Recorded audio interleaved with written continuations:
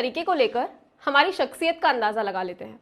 अगर आप उनके बनाए हुए मापदंडों पर खरा उतरते हैं तो आप एजुकेटेड हैं, लिटरेट हैं, उनके साथ उठने बैठने के लायक हैं।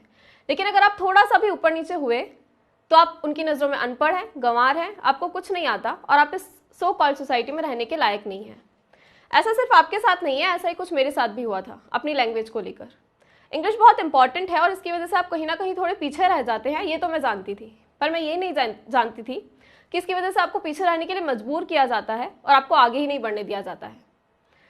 जब ये बात मुझे समझ आई तो मैंने सो कॉल्ड सोसाइटी के पैरामीटर्स को तोड़कर खुद अपना नाम बनाया। हेलो एवरीवन, मेरा नाम है दिव्यांशी। मैं एक इंग्लिश टीचर, एक ब्लॉग राइटर, एक पोएट और 2 टाइम्स नेशनल रिकॉर्ड होल्डर हूँ। अगर मैं अपनी कहानी की शुरुआत करूँ तो वो होती है राजस्थान के एक छोटे से शहर भिलवाड़ा से, जहाँ मुझे इस बात का कोई अंदाज़ा नहीं था कि एक लैंग्वेज इतनी इंपॉर्टेंट हो सकती है कि उसके बेसिस पर लोग आपकी हैसियत का अंदाज़ा लगाते हैं। मेरी एजुकेशन पास ही के एक स्कूल से हुई जहाँ हमें इंग्लिश एक सब्जेक्ट की तरह पढ़ाया जाता था। वो हम सबके लिए एक ऐसा ही सब्जेक्ट था जिसे पढ़ना है और बस पास हो जाना है। लेकिन इस बात का कोई नॉलेज नहीं था कि ये एक ऐसी लैंग्वेज है जिसकी वजह से आपको लाइफ में कभी भी इंसल्टेड फील करना पड़ सकता है। मुझे याद है कि स्कूल के दिनों में स्पोर्ट्स को लेकर मेरा इंटरेस्ट काफ़ी था। स्पेशली जिम्नास्टिक्स को लेकर मेरे मन में कुछ ऐसा क्रेज था कि मेरे दिमाग में दिन भर यही चलता रहता था। कभी मैं सपने में खुद को मैट पर दौड़ती हुई दिखाई देती थी तो कभी मुझे ऐसा लगता था कि मैं पोडियम पर खड़ी हूँ और कोई मेरे गले में मेडल डाल रहा है। ऐसा मौका आया भी जब मैं स्टेट लेवल चैंपियनशिप के लिए अलवर गई। वहाँ मैंने मैच खेला, जी जान लगाकर खेला और उसमें मैंने ब्रॉन्ज मेडल जीता। मैं बहुत खुश थी, पहली बार घर से इतना दूर आई थी। मेरी मेहनत भी रंग लाई थी, टीम के सभी मेंबर्स भी बहुत खुश थे, लेकिन मेरी ये खुशी मेरे साथ ज़्यादा देर तक रही नहीं। मुझे याद है कि उस टूर्नामेंट के क्लोजिंग सेरेमनी में जो चीफ गेस्ट आए थे वो थे आर्मी के एक रिटायर्ड ऑफिसर। हुआ ये कि जब उन्हें स्टेज पर बुलाया गया स्पीच देने के लिए तो उन्होंने इंग्लिश में बोलना शुरू किया और सभी लोगों का ध्यान अचानक उनकी तरफ जाने लगा, इंक्लूडिंग मी। मैंने इससे पहले लोगों को किसी भी चीफ गेस्ट की स्पीच को इतना ध्यान से सुनते हुए नहीं देखा था जितना कि मैं उस वक्त देख रही थी। उसके बाद जब हमें स्टेज पर बुलाया गया मेडल देने के लिए तो उन्होंने मुझसे इंग्लिश में कुछ पूछा। मुझे ये तो याद नहीं कि उन्होंने मुझसे क्या पूछा, लेकिन मुझे ये याद है कि मैं उसका जवाब नहीं दे पाई थी। मुझे बहुत ज़्यादा इंसल्टेड फील हुआ। मैं बहुत ज़्यादा ह्यूमिलिएटेड, इंसल्टेड और इन्फीरियर फील कर रही थी। मुझे ऐसा लग रहा था कि टूर्नामेंट जीत कर भी मैं मैच हार गई हूँ। मेडल गले में था पर मेरा गला रूंधा हुआ था।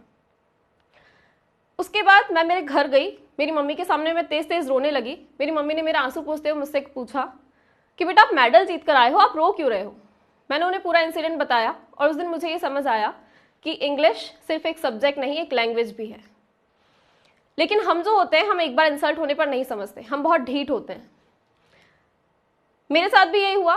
मैं भी एक बार में नहीं समझी थी तो मेरे साथ फिर से इंसल्ट हुई, इस बार सारे घर वालों के सामने, सारे रिलेटिव्स के सामने। हुआ ये कि मेरे एक रिलेटिव की शादी थी। मैं मेरी पूरी फैमिली के साथ वहाँ गई थी। शाम में खाने के वक्त मेरे सारे कजिन्स मेरे साथ थे और उसी वक्त मेरी कजिन की फ्रेंड ने खाने की प्लेट मेरे सामने करते हुए मुझसे पूछा, would you like to have it.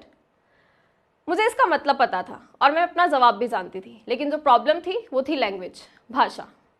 उसने मुझसे इंग्लिश में पूछा था और मेरे पास इसका जवाब था हिंदी में। वो डर मेरी शक्ल पर दिख गया और उसने वो डर मेरी शक्ल पर देखते हुए मुझसे कहा, तुम हिंदी में जवाब दे सकती हो।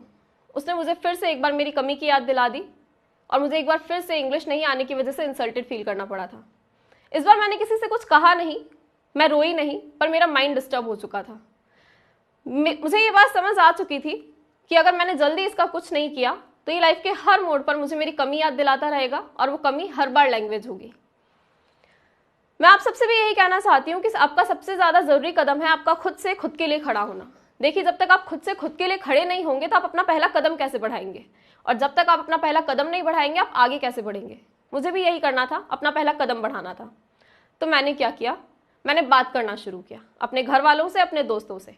मैंने उन्हें बताना शुरू किया कि कैसे एक छोटी सी लैंग्वेज की वजह से मुझे बार बार इंसल्टेड फील करना पड़ रहा है और कैसे सब कुछ जानते हुए भी मैं कुछ नहीं बोल पा रही हूँ। लोगों ने बहुत सारे सजेशंस भी दिए, ये कर लो इंग्लिश ठीक हो जाएगी, वो कर लो इंग्लिश ठीक हो जाएगी। किया, सब किया, पर हाथ हर बार खाली। मैं इंग्लिश नहीं सीख पा रही थी, मैं इंग्लिश नहीं बोल पा रही थी। उसी दौरान एक दोस्त ने एक टीचर के बारे में बताया, मैंने उन्हें ज्वाइन कर लिया। उनसे मिलकर अपनी कमियों के बारे में पता चला, जैसे कि एक गलती जो लगभग हर इंसान करता है इंग्लिश सीखते वक्त, वो है चीज़ों को रटना। मुझे आज भी स्टेज पर मेरी फर्स्ट परफॉर्मेंस याद है, जब मैं घर से सब कुछ रट कर चली गई थी और स्टेज पर जाते ही सब कुछ भूल गई थी। मेरे टीचर ने मुझे जज कर लिया, लेकिन मैं मेरे ईगो की वजह से ये मानने को तैयार नहीं थी कि मैंने सच में ऐसा किया है। लगभग 3 से 4 स्टेज परफॉर्मेंसेस तक ऐसा चला और फिर एक दिन मुझे रियलाइज़ हुआ कि ऐसा कब तक चलेगा। चीज़ों को रटना और चीज़ों को समझना दो अलग अलग चीज़ें हैं। जब ये बात मुझे समझ आई तो मैंने मान लिया। स्टेज पर बहुत बार इंसल्ट भी हुई, लेकिन ये इंसल्ट उस इंसल्ट से बहुत कम थी जो शादी के दौरान रिलेटिव्स के सामने हुई थी। यहाँ पे एक मोस्ट इंपॉर्टेंट थिंग जो इंग्लिश सीखते वक्त मैंने सीखी है वो ये है कि जब आप इंग्लिश बोलते हैं तो आपके माइंड में कॉपी में लिखी हुई लाइन्स नहीं, बल्कि उन सिचुएशंस की इमेज बननी चाहिए जो आप एक्सप्रेस करना चाहते हैं। सेकेंड मोस्ट इंपॉर्टेंट थिंग ये है कि किसी भी मंजिल पर पहुंचने के लिए सबसे ज़्यादा ज़रूरी है कि आप उसकी पहली सीढ़ी पर कदम रखें। इंग्लिश भी बिल्कुल वैसी ही है। एक सेंटेंस की पहली सीढ़ी होते हैं वर्ड्स। बहुत सारे वर्ड्स से मिलकर बनता है एक सेंटेंस, और बहुत सारे सेंटेंसेस से मिलकर एक पैराग्राफ पूरा होता है, और बहुत सारे पैराग्राफ से मिलकर बनता है एक पूरा चैप्टर। तो किसी भी चैप्टर को पढ़ने के लिए सबसे ज़्यादा ज़रूरी है कि आप उसकी पहली सीढ़ी पर कदम रखें। मैंने भी वैसा ही किया था। पढ़ते पढ़ते मेरा नॉलेज काफ़ी इंक्रीज़ हो गया, मेरी इंग्लिश काफ़ी अच्छी हो गई, मैं बहुत कॉन्फिडेंटली इंग्लिश बोल पा रही थी। और उस वक्त जो लोग मुझसे बात करना भी पसंद नहीं करते थे वो भी मेरे दोस्त बनने लगे थे। यहाँ पे एक चीज़ एक और है सीखने की कि चाहे आप हिंदी मीडियम से हो या इंग्लिश मीडियम से, ज़्यादा मायने नहीं रखता। आप कोई भी लैंग्वेज सीख सकते हैं अगर आप उसके लिए मेहनत करने के लिए तैयार हैं तो। और ये सिर्फ लैंग्वेज की ही बात नहीं है, ये लाइफ के हर फील्ड के लिए है। अगर आप किसी भी चीज़ को मन से चाहते हैं और उसके लिए पूरी मेहनत करने के लिए तैयार हैं तो वो चीज़ आपको मिलती ही है। शर्त सिर्फ ये है कि आप उसके लिए लगातार मेहनत करते रहें। 2 साल बीत चुके थे। मेरी इंग्लिश का डर जो बहुत पुराना था वो ख़त्म हो चुका था। मैं इंग्लिश बोल सकती थी, मैं इंग्लिश बोल पा रही थी हर एक जगह। लेकिन फिर शुरू होता है मेरा एक नया सफ़र, एक ऐसा सफ़र जिसके बारे में मैंने लाइफ में कभी नहीं सोचा था। मेरे एक टीचर जो एक तरीके से मेरे मेंटर भी हैं, उन्होंने मुझसे कहा कि आप एक बहुत अच्छे राइटर बन सकते हो अगर आप चाहो तो। उसके बाद उन्होंने मुझे उन्हीं की एक बुक में को राइटर बनने का मौका दिया, और उसके कुछ टाइम बाद उन्होंने उन्हीं की एक बुक में मुझे को ऑथर बनने का मौका दिया। उनकी दोनों बुक्स पब्लिश हुई और उन्हें बहुत सराहा गया। मैं उनके साथ को राइटर थी तो मुझे इतना क्रेडिट तो नहीं मिला, लेकिन जो कॉन्फिडेंस और नॉलेज मुझे मिला था वो किसी भी क्रेडिट से कई गुना ऊपर था।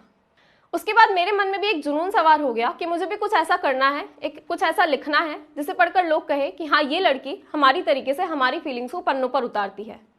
तो मैंने लिखना शुरू किया। शुरुआत हिंदी में हुई और फिर इंग्लिश में लिखना शुरू किया, और ये सफ़र कुछ ऐसा चला कि अब तक लगभग मैं 7 बुक्स में लिख चुकी हूँ, जैसे कि untwined love, uncaged voice, extract souls, will development and many more. मेरा एक डर कि मैं कभी इंग्लिश नहीं बोल पाऊंगी, जब मैं इसे दूर कर पाई तो वो मेरे लिए एक बेहतरीन दिन था। और आज जब मैं दुनिया की किसी भी फीलिंग को, लैंग्वेज चाहे हिंदी हो या इंग्लिश, पन्नों पर उतार सकती हूँ तो उससे ऊपर की फीलिंग और कुछ भी नहीं। तो दोस्तों, ये थी मेरी कहानी, एक दब्बू सी कम बोलने वाली लड़की से एक इंग्लिश राइटर, एक पोएट और मोस्ट इंपॉर्टेंटली एक इंग्लिश टीचर बनने की। मैं आप सबसे भी यही कहना चाहती हूँ कि बहुत बार हमारे आसपास कुछ ऐसे लोग होते हैं जो कुछ मिथ्स बना कर रखते हैं, जिन्हें बहुत बार खुद को भी इंग्लिश नहीं आती और वो हमें भी इंग्लिश नहीं सीखने देते। इंग्लिश सीखना बहुत आसान है। अपने बेसिक्स क्लियर करिए, टॉपिक्स पर खुद को स्पोकन टास्क दीजिए, अच्छे प्रेजेंटेशन के लिए जितनी हो सके लाउड रीडिंग करिए, हो सके तो पब्लिक स्पीकिंग ज्वाइन कर लीजिए। ये आपकी फ्लुएंसी और लर्निंग स्पीड को काफ़ी हद तक बढ़ा देगा। शुरुआत में अगर आप किसी चीज़ को कम शब्दों में बयान कर सकते हैं तो उसे ज़्यादा शब्दों में बयान कीजिए। अब मैं आप सबको ये बताना चाहूँगी कि मैंने अपनी इंग्लिश एक्चुअल में इम्प्रूव कैसे करी। जैसा कि मैंने आपको बताया कि मुझे काफ़ी सारे सजेशंस मिलते थे, उनमें से एक सजेशन ये भी था कि आप इंग्लिश न्यूज़पेपर पढ़ना स्टार्ट कीजिए। मैंने शुरू किया। उनमें बहुत सारे वर्ड्स ऐसे होते थे जिनका मतलब मुझे पता नहीं होता था, तो मैंने उन वर्ड्स की अलग से एक कॉपी बनाई, उनका मतलब ढूंढना शुरू किया, और ऐसा करते करते मेरी वोकैबुलरी पावर काफ़ी इंक्रीज़ हो गई।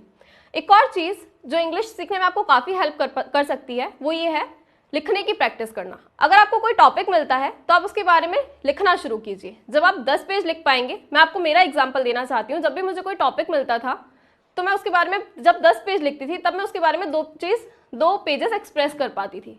तो ये बहुत ज़्यादा ज़रूरी है कि अगर आप किसी चीज़ को एक्सप्रेस करना चाहते हैं तो उसके बारे में ज़्यादा से ज़्यादा लिखिए, और ये लिखने वाली प्रैक्टिस ही आपको इंग्लिश बोलने में भी काफ़ी मददगार रहेगी। एक और गलतफहमी जो आपको इंग्लिश सीखते वक्त हो सकती है वो ये है कि जब आप इंग्लिश बोलेंगे तो लोग आपका मजाक बनाएंगे। अगर आपको भी ये गलतफहमी है तो मैं आपको एक एग्जाम्पल देना चाहूँगी, वो है आइजैक न्यूटन का। जब उनके सर पर एक सेब गिरा तो उन्होंने सोचा कि ग्रेविटेशनल फोर्स की वजह से है, लेकिन जब उन्होंने लोगों को बताना शुरू किया तो उन्होंने उनका मजाक बनाना शुरू कर दिया। लेकिन आज जब वो तीनों थ्योरीज दे चुके हैं तो हम जानते हैं आइजैक न्यूटन को, ना कि उन मजाक बनाने वालों को। वैसा ही आपके साथ भी होगा। अगर आप ये सोचेंगे कि मजाक आपका लोग बना रहे हैं और उसकी वजह से आप सीखेंगे नहीं, तो इससे आप इंग्लिश कभी नहीं सीख पाएंगे। लेकिन अगर जब आप इंग्लिश सीख लेंगे तो आप उन चीज़ों को याद नहीं करेंगे या उन लोगों को याद नहीं करेंगे जो आपका मजाक बनाते थे। आपके माइंड में सिर्फ यही रहेगा कि आपने कितनी मेहनत करी है और आज आप इंग्लिश बोल पा रहे हैं। आखिर में मैं आप सबसे यही कहना चाहूँगी, मन में पैशन रखिए, एक बड़ा सपना रखिए और इंग्लिश आपके हाथों में होगी। You don't get to choose how the circumstances will be, but you get to choose how you react to them. Turn your motivation into dedication, work like hell, know how bad you want it, and just make it happen. Thank you so much. इस video के बारे में अपनी राय नीचे comment section में हमें बताएं और अपने दोस्तों के साथ ये वीडियो शेयर करना ना भूलें।